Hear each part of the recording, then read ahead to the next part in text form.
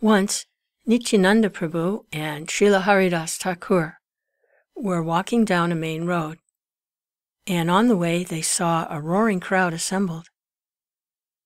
Upon inquiring from passerbys, they understood that two brothers, named Jagai and Madhai, were creating a public disturbance in a drunken state. They also heard that these two brothers were born in a respectable Brahmin family, but because of low association, they had turned into debauchees of the worst type. They were not only drunkards, but also meat-eaters, woman hunters, dacoits, and sinners of all description. Srila Nityananda Prabhu heard all of these stories and decided that these two fallen souls must be the first to be delivered. If they were delivered from their sinful life, then the good name of Lord Caitanya would be even still more glorified. Thinking in this way, Nityananda Prabhu and Haridas pushed their way through the crowd and asked the two brothers to chant the holy name of Lord Hari. The drunken brothers became enraged upon this request and attacked Nityananda Prabhu with filthy language. Both brothers chased them a considerable distance. In the evening, the report of the preaching work was submitted to the Lord, and he was glad to learn that Nityananda and Haridas had attempted to deliver such a stupid pair of fellows.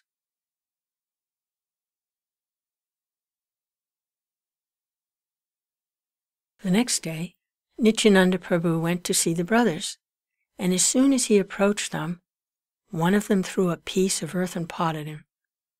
This struck him on the forehead, and immediately blood began to flow. But Nityananda Prabhu was so kind that instead of protesting this heinous act, he said, quote, "It does not matter that you have thrown this stone at me. I still request you to chant the holy name of Lord Hari." End quote. One of the brothers, Jagai, was astonished to see this behavior of Nityananda Prabhu, and he at once fell down at his feet and asked him to pardon his sinful brother. When Madhai again attempted to hurt Nityananda Prabhu, Jagai stopped him and implored him to fall down at his feet. In the meantime, the news of Nityananda's injury reached the Lord, who at once hurried to the spot in a fiery and angry mood. The Lord immediately invoked his Sudarshan chakra, the Lord's ultimate weapon, shaped like a wheel, to kill the sinners. But Nityananda Prabhu reminded him of his mission. The mission of the Lord was to deliver the hopelessly fallen souls of Kali Yuga, and the brothers Jagai and Madhai were typical examples of these fallen souls. 90% of the population of this age resembles these brothers, despite high birth and mundane respectability. According to the verdict of the revealed scriptures, the total population of the world in this age will be of the lowest Sudra quality, or even lower. It should be noted that Sri Chaitanya Mahaprabhu never acknowledged the stereotyped caste system by birthright. Rather, he strictly followed the verdict of the Shastras in the matter of one's swarup, or real identity. When the Lord was invoking his Sudarshan chakra, and Srila Nityananda Prabhu was imploring him to forgive the two brothers, both the brothers fell down at the lotus feet of the Lord and begged his pardon for their gross behavior. The Lord was also asked by Nityananda Prabhu to accept these repenting souls. The Lord agreed to accept them on one condition, that they henceforward completely give up all their sinful activities and habits of debauchery. Both the brothers agreed and promised to give up their sinful habits, and the kind Lord accepted them and did not again refer to their past misdeeds. This is the specific kindness of Lord Caitanya. In this age, no one can say that he is free from sin. It is impossible for anyone to say this. But Lord Caitanya accepts all kinds of sinful persons, on the one condition that they promise not to indulge in sinful habits after being spiritually initiated by the bona fide spiritual master. There are a number of instructive points to be observed in this incident of the two brothers. In this Kali Yuga, practically all people are of the quality of Jaghai and Madhai. If they want to be relieved from the reactions of their misdeeds, they must take shelter of Lord Caitanya Mahaprabhu, and after spiritual initiation, thus refrain from those things which are prohibited in the Shastras. The prohibitory rules are dealt with in the Lord's teachings to Srila Rupa Goswami. During his householder life, the Lord did not display many of the miracles which are generally expected from such personalities. But he did once perform a wonderful miracle in the house of Srinivas Thakur while Saint Kirtan was in full swing. He asked the devotees what they wanted to eat, and when he was informed that they wanted to eat mangoes, he asked for a seed of a mango, although this fruit was out of season. When the seed was brought to him, he sowed it in the yard of Srinivas, and at once a creeper began to grow out of the seed. Within no time, this creeper became a full-grown mango tree, heavy with more ripened fruits than the devotees could eat. The tree remained in Srinivas' yard, and from then on the devotees used to take as many mangoes from the tree as they wanted. The Lord had a very high estimation of the affections of the damsels of Rajabhumi, Vrindavan, for Krishna. And in appreciation of their unalloyed service to the Lord, once Sri Chaitanya Mahaprabhu chanted the holy names of the gopis, the cowherd girls, instead of the names of the Lord. At this time, some of his students, who were also disciples, came to see him, and when they saw the Lord was chanting the names of the gopis, they were astonished. Out of sheer foolishness, they asked the Lord why he was chanting the names of the gopis, and advised him to chant the name of Krishna. The Lord, who was in ecstasy, was thus disturbed by these foolish students. He chastised them and chased them away. The students were almost the same age as the Lord, and thus they wrongly thought of the Lord as one of their peers. They held a meeting and resolved that they would attack the Lord if he dared to punish them again in such a manner. This incident provoked some malicious talks about the Lord on the part of the general public. When the Lord became aware of this, he began to consider the various types of men which are found in society. He noted that especially the students, professors, fruitive workers, yogis, non-devotees, and different types of atheists were all opposed to the devotional service of the Lord. Quote, "My mission is to deliver all the fallen souls of this age," he thought.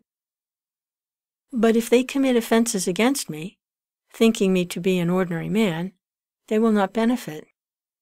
If they are to begin their life of spiritual realization, they must some way or another offer obeisances unto me." End quote. Thus the Lord decided to accept the renounced order of life, sannyas, because people in general were inclined to offer respects to a sannyasi. 500 years ago, the condition of society was not as degraded as it is today. At that time, people would show respects to a sannyasi, and the sannyasi was rigid in following the rules and regulations of the renounced order of life. Sri Chaitanya Mahaprabhu was not very much in favor of the renounced order of life in this age of Kali, but that was only for the reason that very few sannyasis in this age are able to observe the rules and regulations of sannyas life. Sri Chaitanya Mahaprabhu decided to accept the order and become an ideal sannyasi so that the general populace would show him respect.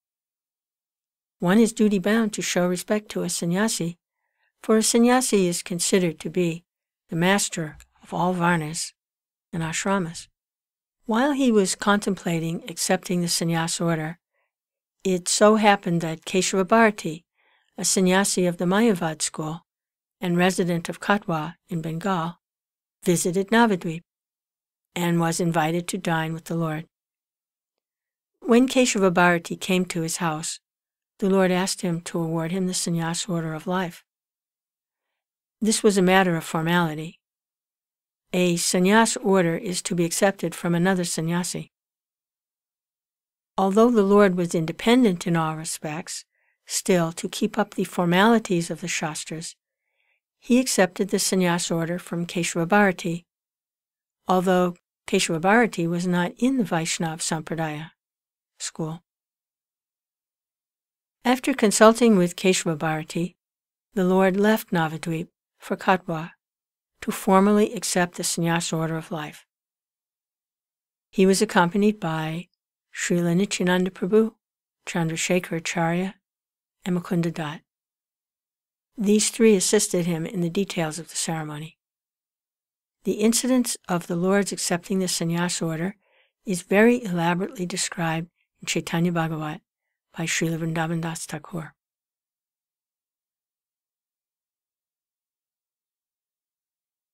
Thus, at the end of his 24th year, the Lord accepted the sannyas order of life in the month of Magh. After accepting this order, he became a full-fledged preacher of the Bhagavatam.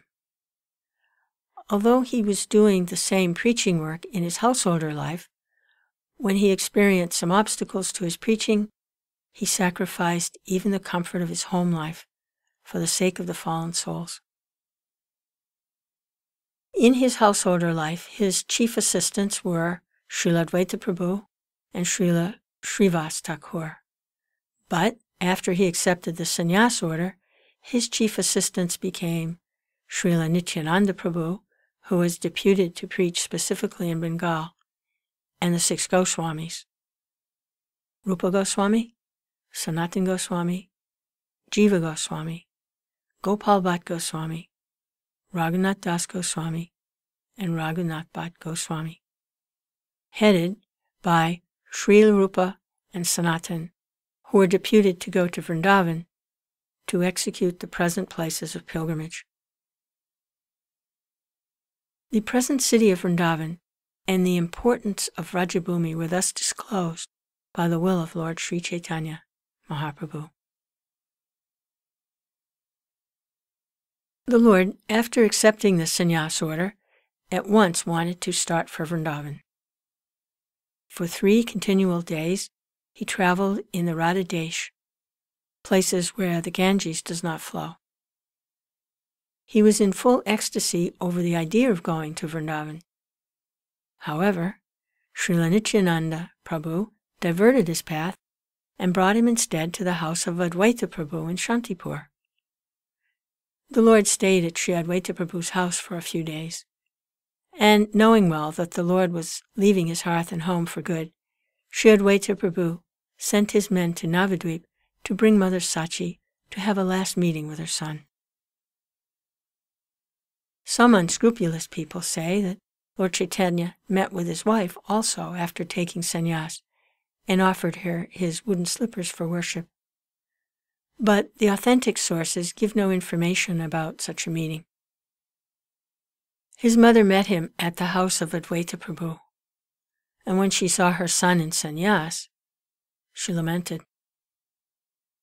By way of compromise, she requested her son to make his headquarters in Puri so that she would easily be able to get information about him. The Lord granted this last desire of his beloved mother. After this incident, the Lord started for Puri, leaving all the residents of Navadvip in an ocean of lamentation over his separation. The Lord visited many important places on the way to Puri.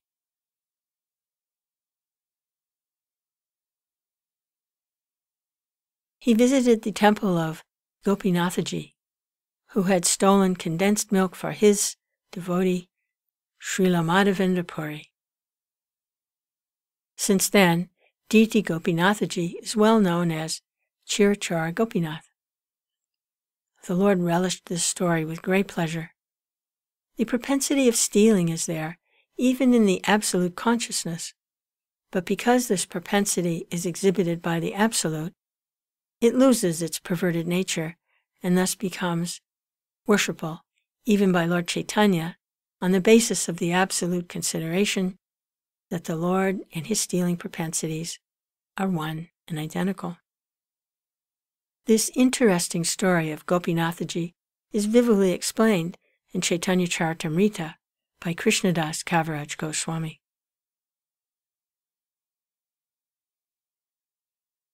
After visiting the temple of Chirachara Gopinath of Ramuna at Balasore in Orissa, the Lord proceeded towards Puri, and on the way visited the temple of Shakshi Gopal, who appeared as a witness in the matter of two Brahmin devotees' family quarrel. The Lord heard the story of Shakshi Gopal with great pleasure because he wanted to impress upon the atheists that the worshipful deity in the temples, approved by the great acharyas, are not idols, as alleged by men with a poor fund of knowledge. The deity in the temple is the Archa incarnation of the personality of Godhead, and thus the deity is identical with the Lord in all respects. He responds to the proportion of the devotee's affection for him. In the story of Shakshi Gopal, in which there was a family misunderstanding by two devotees of the Lord, in order to mitigate the turmoil, as well as to show specific favor to his servitors, traveled from Vrindavan to Vijayanagar, a village in Orissa, in the form of his Archa incarnation. From there, the deity was brought to Cuttack, and thus the temple of Shakshi Gopal is even today visited by thousands of pilgrims on the way to Jagannath Puri. The Lord stayed overnight there and began to proceed toward Puri. On the way, his sannyas rod was broken by Nityananda Prabhu. The Lord became apparently angry with him about this and went alone to Puri, leaving his companions behind. At Puri, when he entered the temple of Jagannath, he became at once saturated with transcendental ecstasy and fell down on the floor of the temple unconscious. The custodians of the temple could not understand the transcendental feats of the Lord, but there was a great learned pandit named Sarvabhauma Bhattacharya who was present, and he could understand that the Lord's losing his consciousness upon entering the Jagannath temple was not an ordinary thing.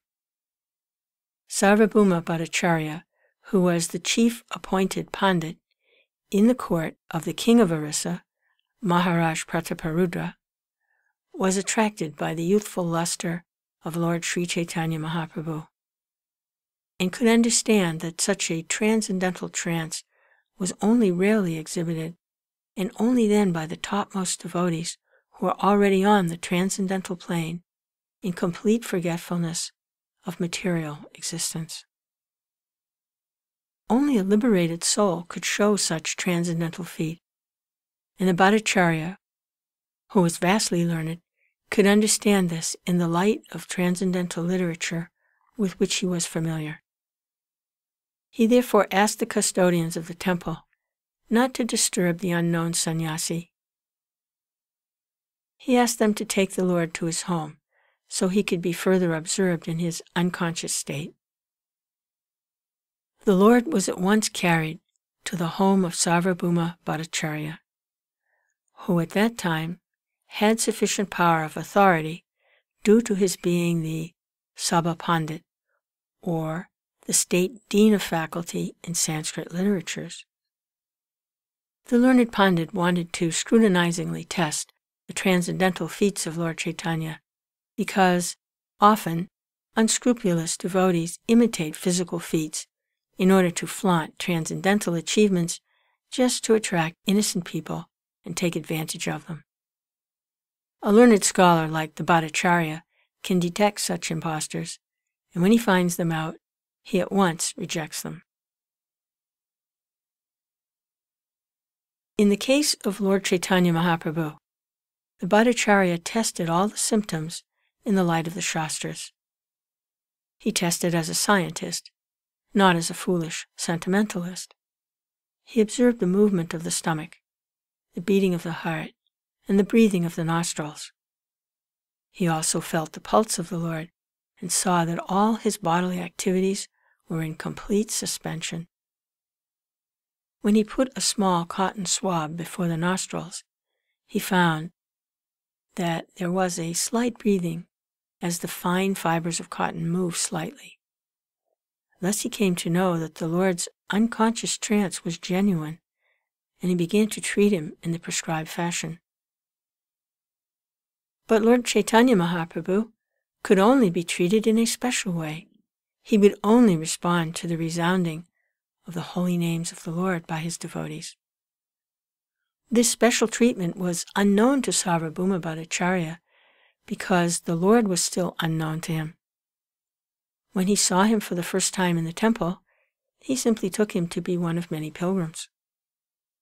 In the meantime, the companions of the Lord who reached the temple a little after him heard of the Lord's transcendental feats and of his being carried away by the Bhattacharya. The pilgrims at the temple were still gossiping about the incident. But by chance, one of these pilgrims had met Gopinath Acharya, who was known to Gadadhar Pandit, and from him it was learned that the Lord was lying in an unconscious state at the residence of Sarvabhauma Bhattacharya, who happened to be the brother-in-law of Gopinath Acharya. All the members of the party were introduced by Gadadhar Pandit to Gopinath Acharya, who took them all to the house of Bhattacharya, where the Lord was lying unconscious in a spiritual trance. All the members then chanted loudly the holy name of the Lord Hari as usual, and the Lord regained his consciousness. After this, Bhattacharya received all the members of the party, including Lord Nityananda Prabhu, and asked them to become his guests of honor. The party, including the Lord, went for a bath in the sea, and the Bhattacharya arranged for their residence and meals at the house of Kasi Mishra. Gopinath Acharya, his brother-in-law, also assisted. There were some friendly talks about the Lord's divinity between the two brothers-in-law, and in this argument, Gopinath Acharya, who knew the Lord before, now tried to establish the Lord as the personality of Godhead, and the Bhattacharya tried to establish him as one of the great devotees. Both of them argued from the angle of vision of authentic Shastra, and not on the strength of sentimental vox populi. The incarnations of God are determined by authentic Shastras, and not by popular votes of foolish fanatics.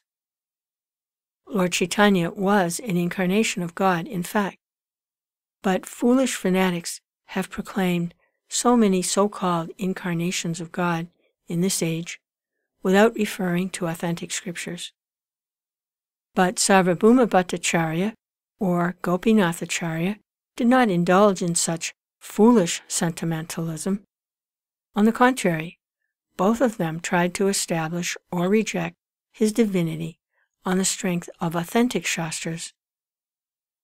Later it was disclosed that Bhattacharya also came from the Navadvip area, and it was understood from him that Nilambar Chakravarti, the maternal grandfather of Lord Caitanya, happened to be a class fellow of the father of Sarvabhauma Bhattacharya. In that sense, the young sannyasi, Lord Caitanya, evoked paternal affection from Bhattacharya. Bhattacharya was the professor of many sannyasis in the order of the Shankaracharya Sampradaya. He himself also belonged to that cult. As such, the Bhattacharya desired that the young sannyasi, Lord Caitanya, also hear from him about the teachings of Vedanta. Those who are followers of the Shankar cult are generally known as Vedantists. This does not, however, mean that Vedanta is a monopoly study of the Shankar Sampradaya. Vedanta is studied by all the bona fide Sampradayas, but they have their own interpretations. But those in the Shankar Sampradaya are generally known to be ignorant of the knowledge of the Vedantist Vaishnavas. For this reason, the Bhaktivedanta title was first offered to the author by the Vaishnavas. The Lord agreed to take lessons from Bhattacharya on the Vedanta, and they sat together in the temple of Lord Jagannath. The Bhattacharya went on speaking continually for 7 days, and the Lord heard him with all attention and did not interrupt. The Lord's silence raised some doubts in Bhattacharya's heart, and he asked the Lord how it was that he did not ask anything or comment on his explanations of Vedanta. The Lord posed himself before the Bhattacharya as a foolish student and pretended that he heard the Vedanta from him because the Bhattacharya felt that it was the duty of a sannyasi. But the Lord did not agree with his lectures. By this, the Lord indicated that the so-called Vedantists among the Shankar Sampradaya, or any other Sampradaya, who do not follow the instructions of Srila Vyasadeva, are mechanical students of Vedanta. They are not fully aware of that great knowledge. The explanation of the Vedanta Sutra is given by the author himself in the text of Śrīmad-Bhāgavatam. One who has no knowledge of the Bhagavatam will hardly be able to know what the Vedanta says. The Bhattacharya, being a vastly learned man, could follow the Lord's sarcastic remarks on the popular Vedantist. He therefore asked him why he did not ask about any point which he could not follow. The Bhattacharya could understand the purpose of his dead silence for the days he heard him, and this shows clearly that the Lord had something else in mind. Thus, the Bhattacharya requested him to disclose his mind. Upon this, the Lord spoke as follows, quote, "My dear sir, I can understand the meaning of the Shastras like Janmadyasyayata, Shastra Yonivat, and Atato Brahma Jigyasa of the Vedanta Sutra. But when you explain them in your own way, it becomes difficult for me to follow them. The purpose of the sutras is already explained in them, but your explanations are covering them with something else. You do not purposefully take the direct meaning of the sutras, but indirectly give your own interpretations." End quote. The Lord thus attacked all Vedantists who interpret the Vedanta Sutra fashionably according to their limited power of thinking, to serve their own purpose. Such indirect interpretations of the authentic literatures like the Vedanta are hereby condemned by the Lord. The Lord continued, quote, "Srila Vyasadeva has summarized the direct meanings of the mantras in the Upanishads, in the Vedanta Sutra. Unfortunately, you do not take the direct meaning. Indirectly, you interpret them in a different way. The authority of the Vedas is unchallengeable and stands without any question of doubt. Whatever is stated in the Vedas must be accepted completely. Otherwise, one challenges the authority of the Vedas. The conch shell, cow dung, are bone and stool of 2 living beings. But because they have been recommended by the Vedas as pure, people accept them as such, because of the authority of the Vedas." End quote.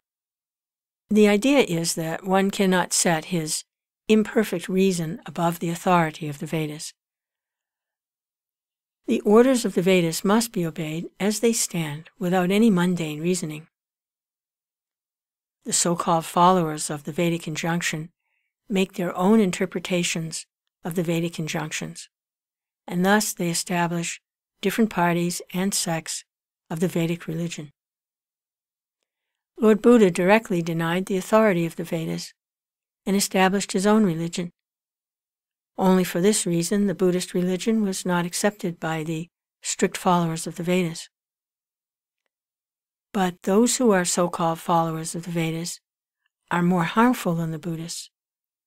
The Buddhists have the courage to deny the Vedas directly, but the so-called followers of the Vedas have no courage to deny the Vedas, although indirectly they disobey all the injunctions of the Vedas. Lord Caitanya condemned this. The example of the conch shell and that of the cow dung given by the Lord are very much appropriate in this connection. If one argues that since cow dung is pure, the stool of a learned Brahmin is still more pure, his argument will not be accepted. Cow dung is accepted, and the stool of a highly posted Brahmin is rejected.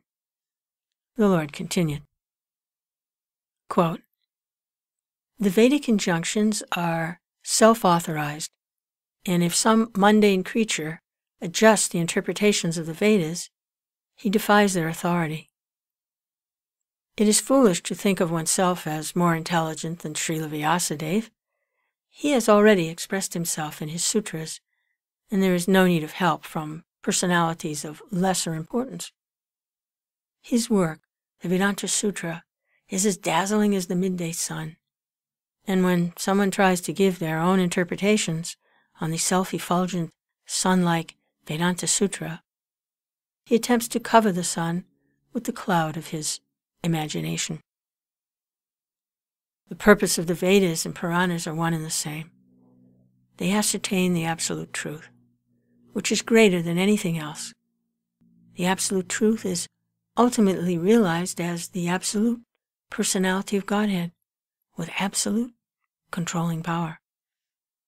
As such, the absolute personality of Godhead must be completely full of opulence, strength, fame, beauty, knowledge, and renunciation. Yet, the transcendental personality of Godhead is astonishingly ascertained as impersonal. The impersonal description of the absolute truth in the Vedas is given to nullify the mundane conception of the absolute whole. Personal features of the Lord are completely different from all kinds of mundane features. Living entities are all individual persons, and they are all parts and parcels of the Supreme Whole. If the parts and parcels are individual persons, the source of their emanation must not be impersonal. He is the Supreme Person among all the relative persons. The Vedas inform us that from him, Brahman, everything emanates, and on him everything rests, and after annihilation, everything merges in him only. Therefore, he's the ultimate dative, causative, and accommodating cause of all causes. And all these causes cannot be attributed to an impersonal object. The Vedas inform us that he alone became many, and when he so desires, he glances over material nature. Before he glanced over material nature, there was no material cosmic creation. Therefore, his glance is not material. Material mind or senses were unborn when the Lord glanced over material nature. Thus, evidence in the Vedas proves that, beyond a doubt, the Lord has transcendental eyes and a transcendental mind. They are not material. His impersonality, therefore, is a negation of his materiality, but not a denial of his transcendental personality. Brahman ultimately refers to the personality of Godhead. Impersonal Brahman realization is just the negative conception of the mundane creations. Paramatma is the localized aspect of Brahman, within all kinds of material bodies. Ultimately, the Supreme Brahman realization is the realization of the personality of Godhead according to all evidence of revealed scriptures. He is the ultimate source of Vishnu Tattvas. The Puranas are also supplementary to the Vedas. The Vedic mantras are too difficult for an ordinary man. Women, Sudras, the so-called twice-born higher castes, are unable to penetrate into the sense of the Vedas, and thus the Itihasa, or the Mahabharata, as well as the Puranas, are made easy to explain the truths of the Vedas. In his prayers before the boy Sri Krishna, Brahma said that there is no limit to the fortune of the residents of Rajabhumi, headed by Srinanda Maharaj, Yasoda Mai, because the eternal absolute truth has become their intimate relative. The Vedic mantra maintains that the absolute truth has no legs, no hands, and yet goes faster than all, and accepts everything that is offered to him in devotion. The latter statements definitely suggest the personal features of the Lord, although his hands and legs are distinguished from mundane hands and legs, or other senses.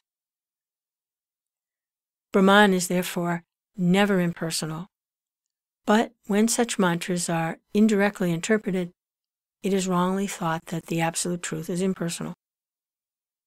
The Absolute Truth, personality of Godhead, is full of all opulences, and therefore he has a transcendental form of full existence, knowledge, and bliss. How then can one establish that the Absolute Truth is impersonal? Brahman, being full of opulences, is understood to have manifold energies, and all these energies are classified under 3 headings, under the authority of Vishnu Purana 6.7.60, which states that the transcendental energies of Lord Vishnu are primarily 3. His spiritual energy, as well as the energy of the living entities, are classified as superior energy, whereas the material energy is an inferior one, which is sprouted out of ignorance.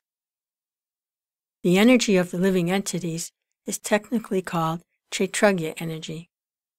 This Kshetragya Shakti, although equal in quality with the Lord, becomes overpowered by material energy out of ignorance, and thus suffers all sorts of material miseries. In other words, the living entities are located in the marginal energy between the superior spiritual and inferior material energy, and in proportion to the living being's contact with either the material or spiritual energies, the living entity is situated in proportionately higher or lower levels of existence. The Lord is beyond the inferior and marginal energies, as above mentioned, and his spiritual energy is manifested in 3 different phases, as eternal existence, eternal bliss, and eternal knowledge. As far as eternal existence is concerned, it is conducted by the Sandhini potency. Similarly, bliss and knowledge are conducted by the Hladini and Samvit potencies, respectively. As the Supreme Energetic Lord, he is the supreme controller of the spiritual, marginal, and material energies. And all these different types of energies are connected with the Lord in eternal devotional service. The Supreme Personality of Godhead is thus enjoying in his transcendental eternal form. Is it not astounding that one dares to call the Supreme Lord non-energetic? The Lord is the controller of all energies, and the living entities are parts and parcels of one of his energies. Therefore, there is a gulf of difference between the Lord and the living entities. How then can one say that the Lord and the living entities are one and the same? In the Bhagavad Gita also, the living entities are described as belonging to the superior energy of the Lord. According to the principles of intimate correlation between the energy and the energetic, both of them are non-different also. Therefore, the Lord and the living entities are non-different as the energy and the energetic. Earth, water, fire, air, ether, mind, intelligence, and ego are all inferior energies of the Lord, but the living entities are different from all as superior energy. This is the version of Bhagavad Gita. The transcendental form of the Lord is eternally existent and full of transcendental bliss. How then can such a form be a product of the material mode of goodness?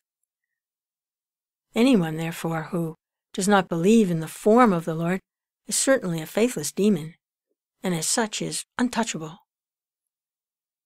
a not to be seen person non grata, fit to be punished by the Plutonic king.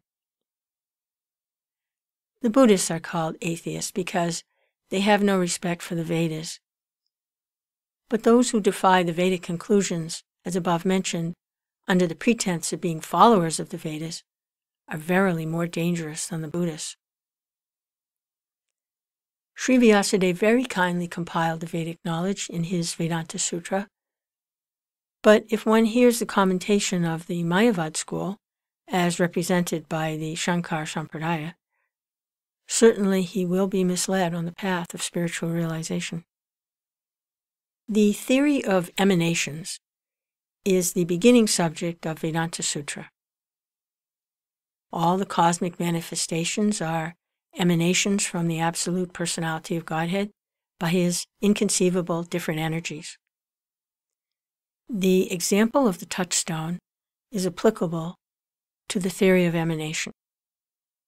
The touchstone can convert an unlimited quantity of iron into gold, and still the touchstone remains as it is. Similarly, the Supreme Lord can produce all manifested worlds by His inconceivable energies, and yet He is full and unchanged. He is Purna, complete, and although an unlimited number of Purnas emanate from Him, He is still Purna. The theory of illusion of the Mayavad school is advocated on the ground that the theory of emanation will cause a transformation of the Absolute Truth. If that is the case, Vyasadeva is wrong. To avoid this, they have skillfully brought in the theory of illusion. But the world, or the cosmic creation, is not false as maintained by the Mayavad school. It simply has no permanent existence. A non-permanent thing cannot be called false altogether, but the conception that the material body is the self is certainly wrong. Pranava, Om, or the Omkara in the Vedas, is the primeval hymn. This transcendental sound is identical with the form of the Lord. All the Vedic hymns are based on this Pranava Omkar. Tat Vamasi is but a side word in the Vedic literatures, and therefore this word cannot be the primeval hymn of the Vedas. Sripad Shankaracharya has given more stress on the side word Tat Vamasi than on the primeval principle Omkar. The Lord thus spoke on the Vedanta Sutra and defied all the propaganda of the Mayavad school. There's a footnote here which reads, in our teachings of Lord Caitanya, we have more elaborately explained all these philosophical intricacies. Śrīmad-Bhāgavatam clarifies them all. End of footnote. The Bhattacharya tried to defend himself and his Mayavad school by jugglery of logic and grammar, but the Lord was able to defeat him by his forceful arguments. He affirmed that we are all related with the personality of Godhead eternally, and that devotional service is our eternal function to exchange the dealings of our relations. And the result of such exchanges is to attain prema, or love of Godhead. When love of Godhead is attained, love for all other beings automatically follows, because the Lord is the sum total of all living beings. The Lord said that, but for these three items, namely, eternal relation with God, exchange of dealings with Him, and the attainment of love for Him, all that is instructed in the Vedas is superfluous and concocted. The Lord further added that the Mayavad philosophy taught by Sripad Shankaracharya is an imaginary explanation of the Vedas, but it had to be taught by him, Shankaracharya, because he was ordered to teach it by the personality of Godhead. In the Padma Purana, it is stated that the personality of Godhead ordered his Lordship Shiva to deviate the human race from him, personality of Godhead. The personality of Godhead was to be so covered so that people would be encouraged to generate more and more population. His Lordship Shiva said to Devi, quote, "In the Kali Yuga, I shall preach the Mayavad philosophy, which is nothing but clouded Buddhism in the garb of a Brahmin." End quote. After hearing all these speeches of Lord Sri Caitanya Mahaprabhu, the Bhattacharya was struck with wonder and awe and regarded him in dead silence. The Lord then encouraged him with assurance that there was no cause to wonder. Quote, "I say that devotional service unto the personality of Godhead is the highest goal of life." End quote. He then quoted a sloka from the Bhagavatam and assured him that even the liberated souls who are absorbed in the spirit and spiritual realization also take to the devotional service of the Lord Hari, because the personality of Godhead has such transcendental qualities that he attracts the heart of the liberated soul too. Then the Bhattacharya desired to listen to the explanation of the Atmarama sloka from the Bhagavatam 1.7.10. The Lord first of all asked Bhattacharya to explain it, and after that he would explain it. The Bhattacharya then scholarly explained the sloka with special reference to logic. He explained the sloka in 9 different ways, chiefly based on logic, because he was the most renowned scholar of logic of the time. The Lord, after hearing the Bhattacharya, thanked him for the scholarly presentation of the sloka, and then, at the request of the Bhattacharya, the Lord explained the sloka in 64 different ways, without touching the 9 explanations given by the Bhattacharya.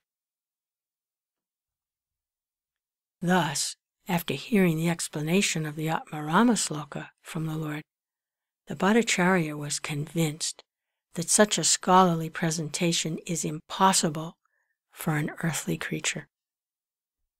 There's a footnote here, which reads, "The complete text of the explanation given by the Lord will form a booklet itself, and therefore we have presented it in a chapter in our Teachings of Lord Caitanya." End of footnote. Before this, Sri Gopinath Acharya had tried to convince him of the divinity of the Lord, but at that time he could not so accept him. But the Bhattacharya was astounded by the Lord's exposition of Vedanta Sutra and explanations of the Atmarama sloka, and thus he began to think that he had committed a great offense at the lotus feet of the Lord by not recognizing him to be Krishna himself.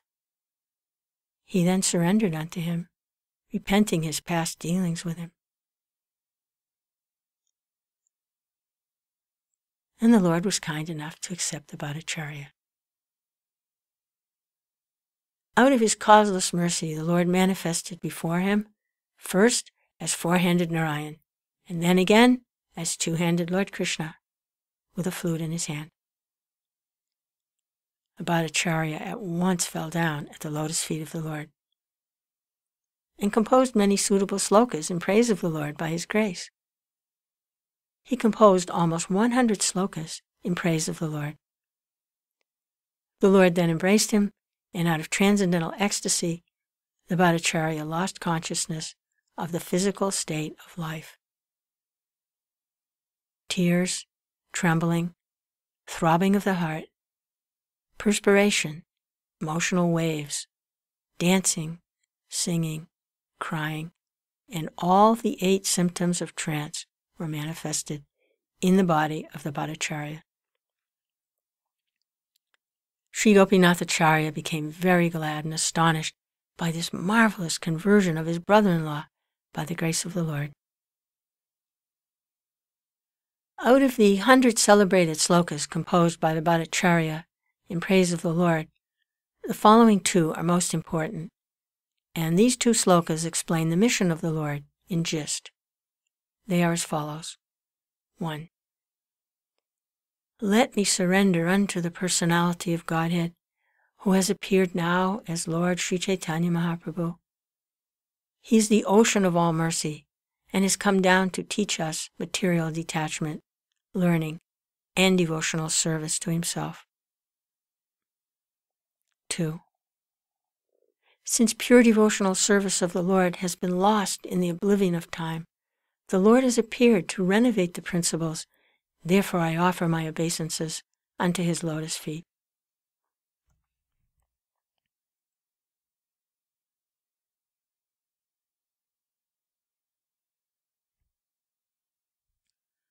The Lord explained the word mukti to be equivalent to the word Vishnu, or the personality of Godhead. To attain mukti, or liberation from bondage of material existence, is to attain to the service of the Lord.